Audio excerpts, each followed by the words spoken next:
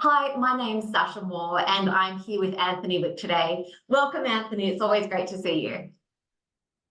Hey Sash, nice to be here. Fantastic. Well, we'll see about that once you've been in the hot seat for a little while.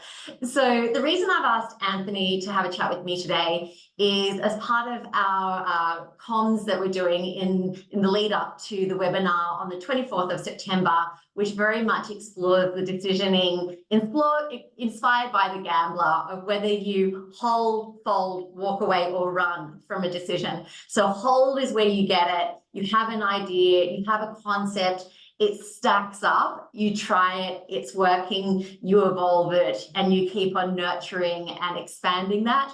Fold being it's working for a bit, but then you keep coming to blocks, so you redirect and shuffle the cards to then make that work.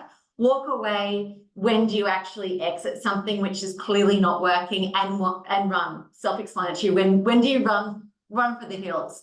So, Anthony, the reason I wanted to have a chat with you was to really explore from a hold perspective, the whole notion of man talk, because I see you doing tremendous advocacy for mental health in the community. But taking aside the execution, I really wanted to flesh out the decisioning to commit to man talk. So what you saw, why you felt compelled to do it, and where you knew you were starting to create impact and therefore hold that concept. Yeah, look, firstly, lovely to be here, Sasha, and thanks for giving the opportunity to have a bit of a chat with you. I'm loving these videos that you're doing. So I the we, the people that have been involved, we've been in the industry for a while now, and for a while now we've been sort of talking about some of the the negative impacts and negative things that have been happening around the mental health side of things, and with mainly men, because 75% are men in the industry. We've been doing a lot of talking, and unfortunately, sort of last year, there was a lot more activity that happened in the background that we don't really want to talk about it out in the open. But we actually wanted to get together and put a program together so that we can actually help men actually feel okay to talk about things that they're going through. So when it comes to holding in terms of man talk and anything to do with the mental illness side of things, uh, I think because we are so passionate about it, it makes it easier to go through the hard times that we're going through, even with the decision making, even with the getting together as a group and executing all the things that we need to execute. They're very tough because we are all working, 13, 14-hour days on our normal jobs. And then we actually, because we're so passionate about, the fact that we want to help this industry get better in terms of productivity. And for the productivity to actually work, we need our men to actually speak up, be open, and finally get the support that they need by doing that. Thank you for that context. I'm actually interested, and just to be able to set that stage, what happened before that?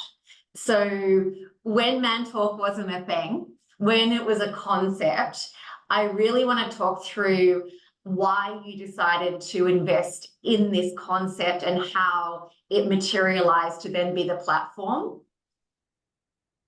Yeah, look, there's been many occasions where I guess we've gone into meetings, and there's been occasions where, people have said that, they're really struggling with the stress and anxiety in the business. They've been away from their families too much. Some months it could be that, they've got a negative income coming in because of clawback.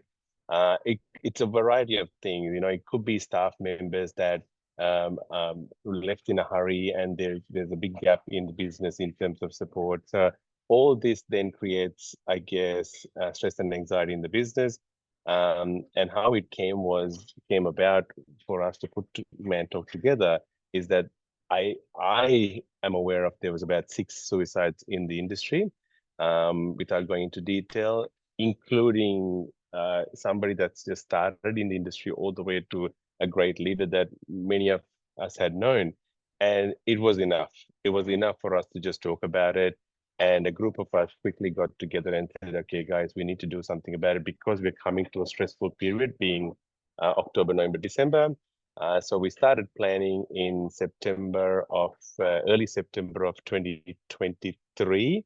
And by October, we had an event and we filled out a room with about 120 odd brokers, including BDMs, including leaders in the industry. And we managed to pull off a really good event.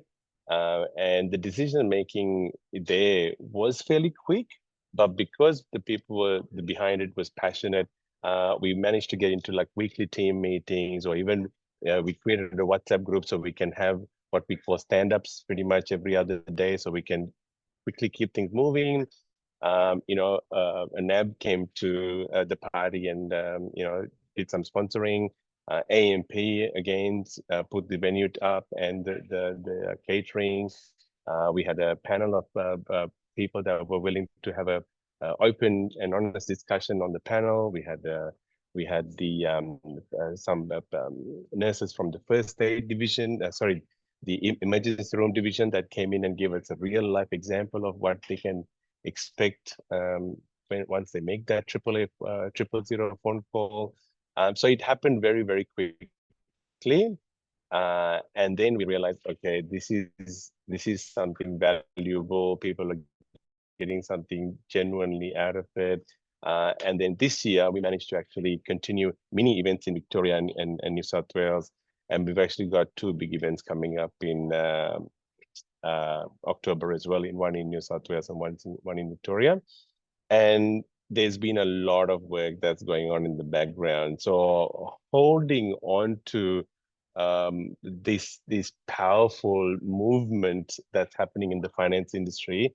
The reason that we're holding on to it is that because we can see the impact on the other side by the messages that we're getting on inboxes saying, thanks for putting me in touch with so and so. I'm actually, getting some support. Thanks for referring me to the EIP program. Look, I haven't done it yet, but I'm making a commitment to do this.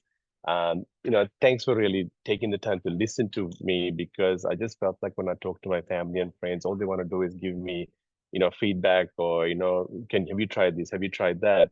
Whereas you guys just seem to just listen and, just be there for me. So we genuinely feel the impact out of what we're doing. So it is, that passion is what's driving us to keep holding on to this movement. Well, I love that so much. And I have a few observations about it. And this is just one of my theories of life. I feel like when you have a passion, where you are committed, and particularly when you're operating in a higher purpose, the universe tends to support you. Like, you get into that state of flow. And particularly, I think it's important in that to acknowledge that you're surrounded by a tribe, and a tribe of like-minded people who are as committed. And whether we're using the word passion or committed, it's still a deliberate intent for action. So I think that this is a great example of when it's not an esoteric theory, it's something that genuinely can create impact. I applaud that you've all come together, and I can't even imagine what went on in the background to materialize what you've done, and particularly in a short period of time.